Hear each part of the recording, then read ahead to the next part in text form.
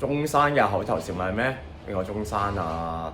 大家都知㗎啦，講到自己好持久，又求婚，好大陣仗嘅喎。佢最中意講咩 ？No bullshit, let's go 啊嘛！車 Sir 為大家獻上第一條片，重啟嘅第一條片。有個大陸嘅健身網紅叫梅嘟，佢話呢個動作應該點點點，手腕點點點。我諗翻起一樣嘢，另外有啲網紅呢，即係健身嘅網紅呢，好鄙視呢嚿嘢。以下不構成什麼教學，我冇健身牌嘅，只不過健身要有一啲所謂嘅新嘅體會啦。可能對於一啲專業人士嚟講，就唔係啲咩，喺我身上呢，就有少少成果咁樣啦。所以我想俾大家一啲唔同嘅角度去叫做拋磚引玉，歡迎一啲專業啲嘅人士叫做咁講啦。大部分嘅器材咧都有佢一定嘅用處。換句話講，我執人口水尾啦。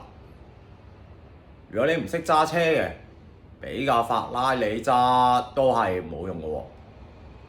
大家大部分都認同呢點㗎啦。嗱，入正題唔講咁多啦。可能大家用呢樣嘢咧，都係咁樣求其揸下、練下咁樣嘅。但係如果我加多一樣嘢咧，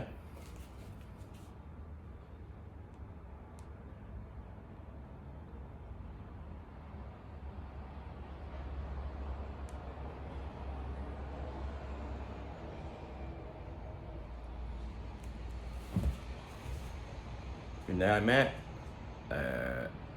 我教我又唔敢當啦。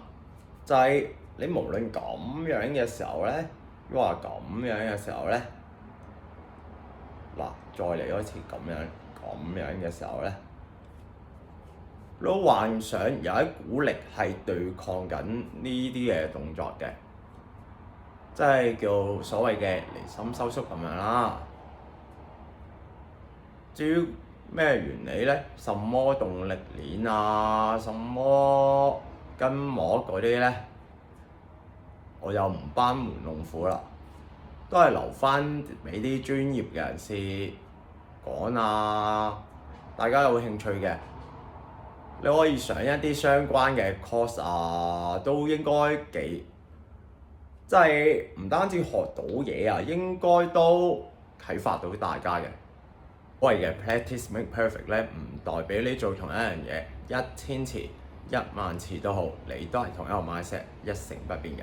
尤其是如果你操嘢，你某一個動作，你去到一個樽頸位嘅時候咧，你又唔係應該要吸收唔同相關嘅知識，去令到自己可以用一個唔同嘅角度、唔同嘅諗法去做同一個動作。當然，大家可能會問啦。Progressive overload 啊嘛，我將個量增加咪得咯。某個健身嘅網紅咧就講過相關嘅説話。咁 progressive overload 呢樣嘢，只不過係用一個相對叫我量化到嘅標準嚟評估你做某一個動作有冇 improve 到嘅咋。